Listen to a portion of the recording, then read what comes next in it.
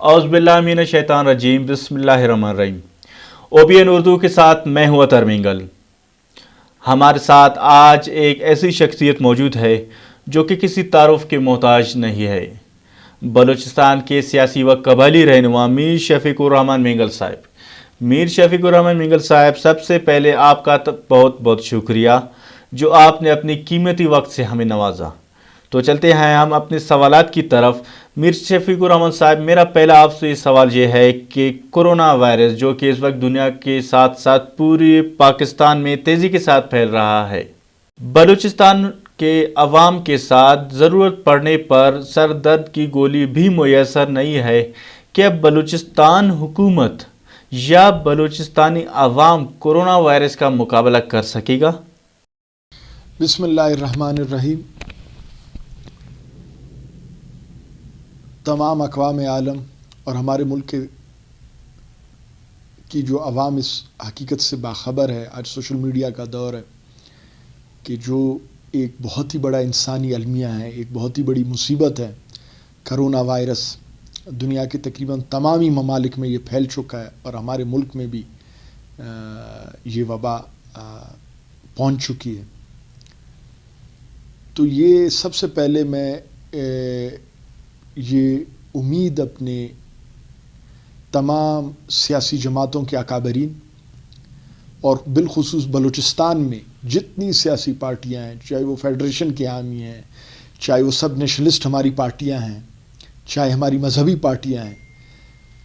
हमारी provincial government है, हमारी फेडरल गवर्नमेंट है, हमारे मुल्की इदारे हैं, सियासत से बालातर होके गुरोही और बड़ी छोटे इख्तलाफात से बालातर होके इस मुसीबत के मौके पर अब पाकिस्तानी कौम के लिए वक्त है कि यकजा हुआ जाए और इस मुसीबत का मिल के मुकाबला किया जाए। ये एक बहुत ही बड़ा इंसानी अलमिया है। ये एक हकीकत है कि बलूचिस्तान बहुत पसमानदा है और ख़ुसूसन सेहत के शोबे के हवाले से मुल्क के बाकी सूबों से कहीं ज़्यादा पसमानदा है। हमारी सिविल डिस्पेंसरियाँ जो सबसे निचले दर्जे में, उससे ऊपर बेसिक हेल्थ यूनिट्स हैं, उससे ऊपर जो हमारे रीजनल हेल्थ सेंटर्स हैं, तहसील हेडक्वार्टर हॉस्पिटल्स हैं, डिस्ट्रिक्ट हेडक्वार्टर हॉस्पिटल्स हैं, या हमारे ये जो कोयटा में जो हॉस्पिटल्स हैं, तो इनकी जो नागुफ्ता बा हालत है। हमारे फार फ्लंग एरियाज़ में, हमारे BHUs में आम नज़ला, ज़ुकाम, खांसी, मलेरिया के लिए दवाएं मौजूद नहीं। डॉक्टर्स तमाम बेसिक हेल्थ यूनिट्स में मौजूद नहीं हैं और जो डॉक्टर्स हैं वो उस हवाले से, इस वबा के हवाले से बिल्कुल वो यानी बैनुल अक़वामी मयार के मुताबिक, क्योंकि इसके लिए अभी ड्रग्स भी नहीं इन्वेंट हुई हैं, तो वो डॉक्टर्स भी पूरे तरीके से क्वालिफाइड नहीं हैं। सेहत की जो शोबे की तबाहली जो बलूचिस्तान में, शायद खैबर पख्तूनख्वा, सिंध और पंजाब में ये हालत नहीं है। यहाँ बजाय कि मैं तनकीद करूँ, इस वक्त ये इंतहाई बड़ा इंसानी अलमिया है, एक बहुत ही बड़ी मुसीबत का बलोच, बिरावी और पख्तून अवाम इस सूबे के शिकार हैं। मैं पुरजोर अपील करूँगा प्रोविंशियल गवर्नमेंट से, फेडरल गवर्नमेंट से, मुल्की इदारों से, इंतहाई जंगी बुनियादों पर, यानी ये इतना बड़ा इंसानी अलमिया है, पूरे इखलास के साथ अल्लाह और रसूल सल्लल्लाहु अलैहि वसल्लम के अहकामात को अपना फ़र्ज समझते हुए, बहैसियत एक इंसान, एक मुसलमान, हर शहरी, हर कबायली मशर, हर सियासी जो लीडर है, सियासी जो सरबराह है, हमारे सफ़ेद रीश, हमारी गवर्नमेंट, हमारे इदारे मिल के इस चीज़ के लिए बिल्कुल ऐलान जंग करें इस वबा के ख़िलाफ़, एक हो जाएं सब, तभी इस चीज़ का मुकाबला किया जा सकता है। ना कि जो पहले से हमारा सेहत का जो के शोबे की हालत है, अगर उस पर हमने इक्तफा किया तो इसमें कोई शुबा नहीं, फिर हम बर्बादी से कोई हमारी कौम को, हमारे सूबे को नहीं रोक सकता। लेकिन मुझे यकीन है इंशाअल्लाह, जिस तरह पाकिस्तानी कौम, जिस तरह बलोच कौम, बिराहुई कौम, यहाँ रहने वाले पख्तून जो कबाइल हैं, मुसीबत के वक्त जिस तरीके से वो हमेशा सियासत से बालातर हुए, एक साथ हुए, कुदरती आफात का जिस तरह मुकाबला किया है, इस तरह के बड़े इंसानी अलमिया का मुकाबला किया है, इंशाअल्लाह हम ये मिसाल बन के दिखाएंगे पूरी दुनिया के सामने कि हमारी जो ईमान, हमारी जो रिवायात हैं, ہماری جو انسانی اقدار ہیں، جو ہماری بلوچ پختون روایات ہیں براہوئی، اس میں آج بھی ہمارے جتنے اقوام بلوچستان کے وہ زندہ ہیں، اپنی روایات کے امین ہیں اور یکجا ہو کے اس انسانی المیہ کا مقابلہ کریں گے. تو اس حوالے سے تو میں پر امید ہوں انشاءاللہ جب ہم یکجا ہو گئے تو یہ صحت کی جو ہماری پسماندگی ہے شعبے میں، صحت کے شعبے میں، وہ بھی دور ہو جائے گی اور اس مصیبت کا بھی انشاءاللہ مقابلہ ہوگا. میر شفیق الرحمن مینگل صاحب، میرا دوسرا سوال آپ سے یہ ہے کہ موجودہ حکومت کی تعلیم کش پالیسیز یا بلوچستان کے منتخب نمائندوں کی جانب سے تعلیمی حوالے سے آپ کی کیا رائے ہے؟ فرض کر آپ شہید سکندر یونیورسٹی کا مسئلہ لیں یا بلوچستان یونیورسٹی اسکینڈل یا بی ایم سی کے حوالے سے حکومت کی طرف سے بجائے تحقیقات کے خاموشی اختیار کرنے کی وجہ کیا ہے؟ جی، میں اس حوالے سے عرض کروں گا کہ تعلیم کش جو پالیسیاں ہیں بلوچستان میں، وہ صرف ہماری اس صوبائی حکومت تک محدود نہیں ہیں. یہ ہمارا، اگر آپ تاریخی حوالے سے بلوچستان میں جب سے 1970 سے صوبہ بنا بلوچستان، تعلیمی حوالے سے ہمارے جتنی سیاسی پارٹیاں ہیں صوبے کی سطح پر، ان کی سنجیدگی کو دیکھیں تو وہ نہ ہونے کے برابر رہی ہے. اس حقیقت کو ہم جب تسلیم کریں گے تو بہتری کی طرف جائیں گے. شہید سکندر یونیورسٹی کے حوالے سے جو بچگانہ جو حرکت ہوئی سب کے سامنے آیا ہے، اور اس کے بعد اس سے بھی زیادہ خراب کہ آپ دیکھیں کہ تحقیقات کے حوالے سے کوئی بات سامنے نہیں آ رہی کہ یہ کیا ہوا، اس کو پہلے اس طریقے سے غیر سنجیدگی سے کیوں لیا گیا. پہلے سے ہمارے پاس اس طرح کے تعلیمی ادارے موجود نہیں ہیں، اور جہالوان کے حوالے سے اتنا غلط فیصلہ کہ پھر یونیورسٹی کو ختم کیا جانا اور ایک کالج میں ضم کیا جانا. اور اس سے آپ اس بات سے آپ اندازہ لگا سکتے ہیں کہ بلوچستان یونیورسٹی میں جو اتنا بڑا اسکینڈل ہوا، جو ہماری اسلامی بلوچی پختون روایات کے بالکل منافی، اور جس اسکینڈل کے حوالے سے کہ سب کے سر شرم سے جھک جانے چاہیے، اور اس حوالے سے کوئی باقاعدہ تحقیقات اور باقاعدہ اس کی کوئی رپورٹ، اور اس کے اوپر جس طرح ذمہ دار ادارے یا گورنمنٹ کارروائی کریں، اس کا نہ ہونا اور اس معاملے کو دبایا جانا، تو اس سب کی بنیاد میں سمجھتا ہوں کہ جب سے ہمارا صوبہ قیام ہوا بلوچستان 1970 میں، اس کے بعد سے ہماری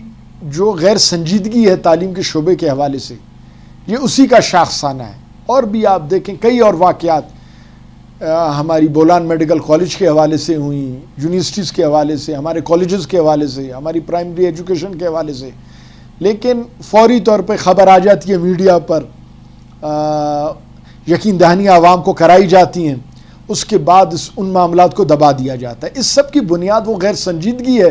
ہماری اجتماعی غیر سنجیدگی ہے.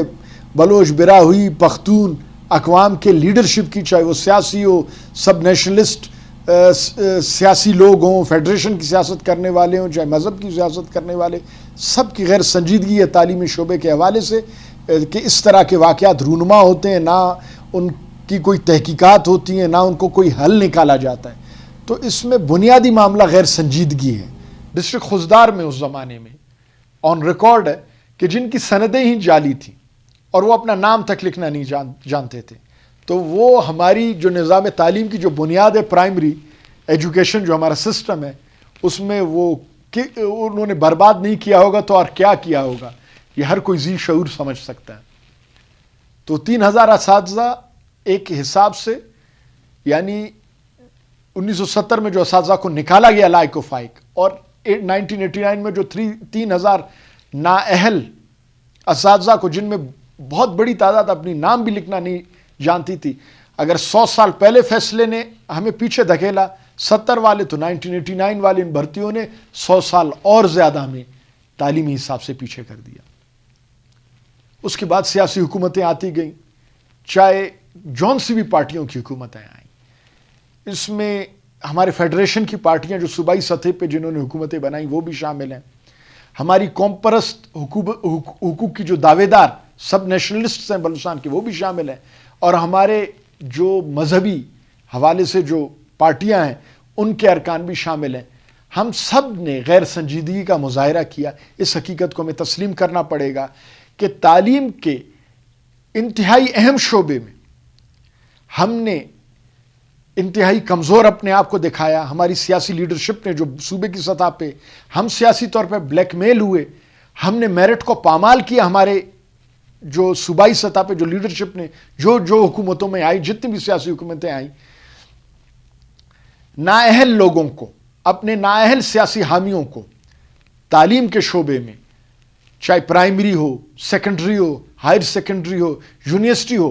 ایسے نااہل لوگوں کو بھرتی کیا گیا جو کسی صورت میں استاد ہونے کے اور تعلیم دینے کے اہل نہیں تھے. خود ہم نے اپنے نظام تعلیم کا قتل عام کیا. میر شفیق الرحمن مینگل صاحب، آپ سے میرا تیسرا سوال یہ ہے کہ بلوچستان میں پاکستان کی حمایت یا پاکستان کی مخالفت کا مستقبل آپ کی نظر میں کیا ہے؟ جی. بلوچستان دراصل پاکستان ہے. 70 سال میں بلوچ براہوئی عوام کے ساتھ جو ظلم کیا گیا بیرونی ایجنٹوں کی طرف سے، فیوڈلزم کی وجہ سے، اس کے باوجود آج تک بلوچ عوام کا جو پاکستان پر یقین ہے، جو ان کا اپنے ملک پہ ایمان ہے، وہ کبھی بھی ڈگمگایا نہیں. ان بیرونی کرائے کے قاتل تنظیموں نے بم دھماکوں کے ذریعے، ٹارگٹ کلنگ کے ذریعے بلوچ معاشرے کے کسی بھی حصے کو معاف نہیں کیا. فیوڈلز نے، جو بیرونی ایجنٹ ہیں یا جو ملک میں رہتے ہوئے بقایا فیوڈلز نے جو عہدے حاصل کیے اور عوام کے حقوق پہ ڈاکہ ڈالا، اور اس تمام ظلم کی، چاہے وہ دہشت گردوں کا ظلم ہو، بیرونی کرائے کے قاتل تنظیموں کا، یا بقایا فیوڈلز کا جنہوں نے بلوچ عوام کے حقوق کھائے، اس سب کے باوجود بلوچ کا ایمان، بلوچ کا یقین، اپنے مادر وطن کے ساتھ محبت، وہ کبھی بھی نہیں ڈگمگائی. عظیم تر پاکستان کا دو قومی نظریہ، اور جس طرح اس دو قومی نظریے کے وارث بلوچ اور براہوئی اقوام بنے، میرے خیال میں ہمارے دوسرے صوبوں کے لیے یہ ایک قابل تقلید مثال ہے. دوسری طرف اگر ہم دیکھیں، ہماری فیڈریشن، فیڈرل گورنمنٹ اور اس کے بعد پروونشل گورنمنٹ بھی، ملکی ادارے بھی، ان کو یہ اس چیز کو بڑی سنجیدگی سے لینا چاہیے کہ ایک قوم جہاں کے بیرونی دلال اور بیرونی جو ایجنٹ جس طریقے سے انہوں نے قتل عام کیا، اور جس طریقے سے ان کو ترقی کے حوالے سے یہیں کے لوگوں نے، فیوڈلز نے عہدوں پہ آ کے ان کو تمام جو دنیا میں زندگی کے شعبوں میں ترقی کرنے سے جس طریقے سے روکا، ان کے حقوق پہ ڈاکہ ڈالا، اور اس کے باوجود یہ ثابت قدم رہے، تو ان کے صبر کا اور زیادہ امتحان نہ لیا جائے. ہم ایک عظیم ملک ہیں، پاکستان، عظیم تر پاکستان، جس عظیم نظریے پہ بنا ہے، اللہ کے حکم سے یہ تمام بحرانوں سے نکل کے انشاءاللہ اس حیثیت پہ پہنچے گا کہ مسلم دنیا کی امامت آپ کہیں یا اقوام عالم میں ایک بہت ہی عزت دار حیثیت. تو ہمیں یقین ہے انشاءاللہ اپنے قوم، اپنے ملک اور اپنے اللہ پر، اپنے عوام کی صلاحیتوں پر، کہ پاکستان کو اس بڑی حیثیت پہ پہنچنے سے کوئی نہیں روک سکتا. لیکن جو ہمارے ارباب اختیار ہیں، ان کی سنجیدہ پالیسیاں اب وقت کی اہم ترین ضرورت ہیں، خصوصاً بلوچ عوام اور بلوچستان کے حوالے سے. جس طریقے سے پہلی انسرجنسی جو متحرک ایکٹیو انسرجنسی 1958 میں ہوئی، جو بلوچستان میں دہشت گردی کا بازار گرم ہوا، ظلم کی جو داستانیں رقم ہوئیں، پاکستان کے نام لیواؤں کو جس طرح ان کا قتل عام کیا، جو ملک کے غداروں نے ان کا قتل عام کیا، اور 1967 میں آ کے ہمارے اپنے حکمرانوں نے ایک خیر خواہی کے جذبے کے تحت ان ملک کے غداروں کو معاف کیا، کیونکہ 1967 تک پہنچتے پہنچتے کمزور پڑ گئے تھے یہ جو ملک کے ہمارے غدار ہیں، جو ادھر فساد پھیلا رہے تھے، وہ جو ملک کی لا انفورسمنٹ ایجنسیز کی کارروائیوں کی وجہ سے وہ کمزور پڑ گئے، تو انہوں نے معافی تلافی کی، انہوں نے منتیں کی، تو ہماری گورنمنٹ نے اس وقت کے ارباب و اختیار نے یہ سمجھتے ہوئے کہ ہمارے ملک کے لوگ ہیں، شاید راہ راست پہ آ گئے، ان کے کیسز ختم کیے، ان کو معاف کیا گیا۔ پہلی دفعہ تو اس چیز کی گنجائش ہو سکتی تھی کہ شاید یہ آگے کے لیے راہ راست پہ آ جائیں، لیکن پھر 1970 کی دہائی میں پھر یہ اپنے بیرونی آقاؤں کے اشاروں پر انہوں نے اپنا ضمیر بیچا ایک مخصوص طبقے نے، اور پھر بلوچستان میں فساد کا بازار انہوں نے گرم کیا۔ لیکن افسوس کے ساتھ کہنا پڑتا ہے 1977 میں پھر جب وہ کمزور پڑ گئے یہ بلوچ عوام کے قاتل، تو منت سماجت پہ اتر آئے، پھر ان کو معافیاں دی گئیں، حیدرآباد کنسپائریسی کیس ان پہ ختم کیا گیا، جیلوں سے ان کو رہا کیا گیا، اور یہی روش 1990 کی دہائی میں برقرار رہی کہ ملک دشمنوں کے ساتھ انتہائی یعنی نرم رویہ اختیار کر کے افغانستان سے ان کو C-130 میں لایا گیا، کوئٹہ پہنچتے انہوں نے پاکستان کا جھنڈا جلایا، اور ملک کے خلاف شیطانی سازشوں میں وہ اسی طریقے سے مصروف رہے۔ 9/11 کے بعد یعنی 21ویں صدی میں اس خطے میں بیرونی طاقتوں کی جو آمد تھی افغانستان کے حالات کی وجہ سے، پھر واپس افغانستان میں ان ملک کے غداروں، عوام کے قاتل تنظیموں اور ایک مخصوص گروہ کو وہاں ان کی ٹریننگ کیمپس بنائی گئیں۔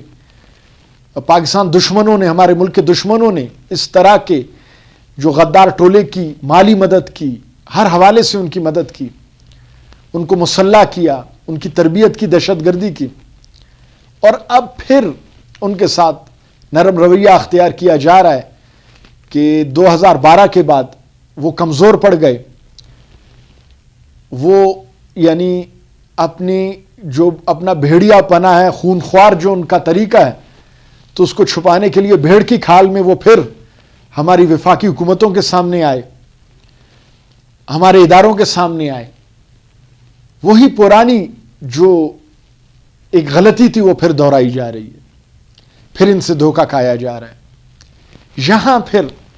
جو پرو پاکستان فیکٹر ہیں، جنہوں نے ہزاروں جانوں کی قربانیاں دی اپنے ملک کے لیے،